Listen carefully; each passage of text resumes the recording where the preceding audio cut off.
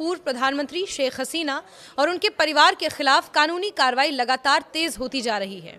कभी बांग्लादेश की सबसे ताकतवर नेत्री माने जाने वाली शेख हसीना अब खुद और अपने परिवार को लेकर गंभीर कानूनी संकट में फंस चुकी हैं। उनके खिलाफ एक के बाद एक मामले सामने आ रहे हैं और कई मामलों में उन्हें सजा भी सुनाई जा चुकी है।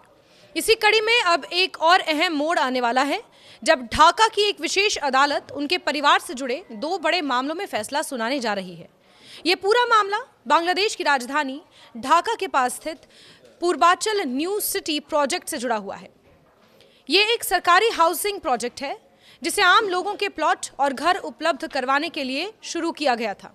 नियम के मुताबिक इस तरह के सरकारी प्रोजेक्ट में उन्हीं लोगों को प्लॉट दिए जा सकते हैं जिनके पास पहले से ढाका शहर में घर, फ्लैट या किसी तरह की हाउसिंग सुविधा ना हो। इसका मकसद ये था कि जिन लोगों के पास रहने की जगह नहीं है उन्हें प्राथमिकता दी जाए। आरोप है कि शेख हसीना ने प्रधानमंत्री रहते हुए अपनी सत्ता और प्रभाव का गलत इस्तेमाल किया। उन्होंने इस प्रोजेक्ट से जुड़े अधिकारियों और कर्मचारियों पर दबाव बनाया और अपने परिवार के सदस्यों को फायदा पहुंचाया। जांच एजेंसियों के मुताबिक शेख हसीना, उनकी बहन शेख रेहाना, भतीजी ट्यूलिप रिजवाना सिद्दीकी और अन्य आरोपियों ने आपस में मिलीभगत करके नियमों को तोड़ा और अपने नाम या अपने करीबी लोगों के नाम पर प्लॉट अलॉट करवा लिए, जबकि वो इसके पात्र नहीं थे। इन मामलों में मुख्य आरोप यह है कि आरोपियों ने जानबूझकर ये जानकारी छिपाई कि उनके पास पहले से ही ढाका शहर में घर या फ्लैट हैं।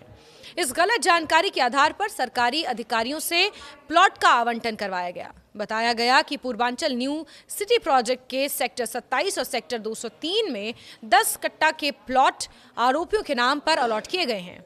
ये सब कानून, नियमों, सरकारी नीति और तय कानूनी प्रक्रिया का उल्लंघन करके किया गया। इन 2 मामलों में सोमवार को ढाका के स्पेशल जज कोर्ट 4 के जज रबीउल आलम फैसला सुनाने वाले हैं। ये मामला शेख हसीना की बहन शेख रेहाना और उनके बेटे राडवान मुजीब बॉबी से जुड़ा हुआ है, जबकि दूसरा मामला अजमीना सिद्दीकी से संबंधित है।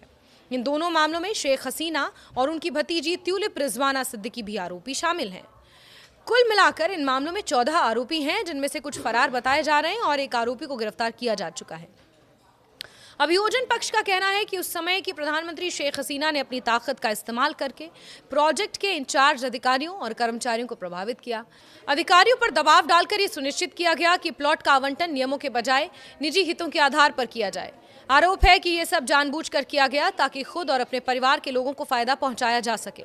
इस मामले की जांच बांग्लादेश की भ्रष्टाचार निरोधक आयोग यानी एंटी करप्शन कमीशन ने की।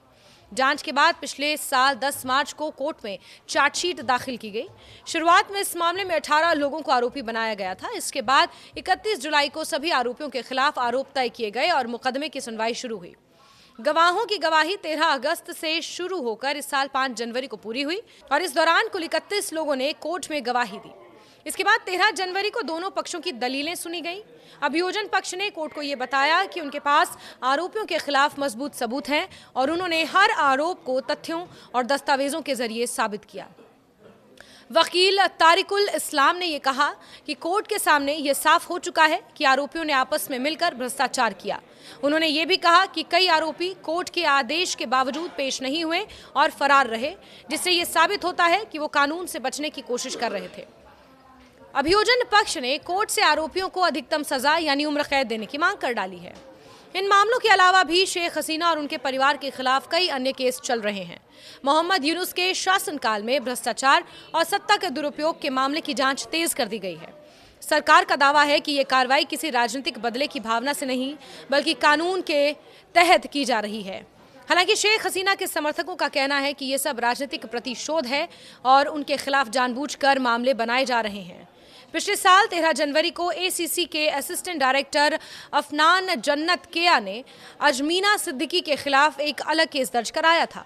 इस केस में भी पूर्वांचल न्यू सिटी प्रोजेक्ट 10 कट्टा के प्लॉट के आवंटन में गड़बड़ी का आरोप लगाया गया था।